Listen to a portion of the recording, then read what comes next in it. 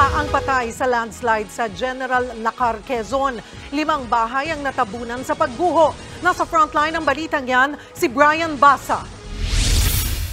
Nagtulong-tulong ang mga residente at mga sundalo sa paghuhukay sa gumuhong lupa sa barangay Umiray, General Nakar, Quezon. Mula sa bundok ng Sierra Madre ang bumigay na lupa.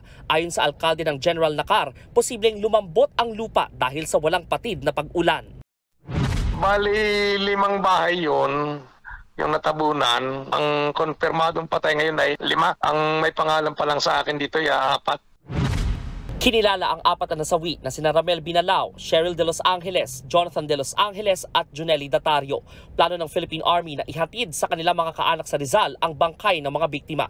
Pero hinihintay pa nilang gumanda ang lagay ng panahon para makabiyahe ang mga chopper. Patuloy naman ang paghahanap sa iba pang posibleng natabunan ng lupa.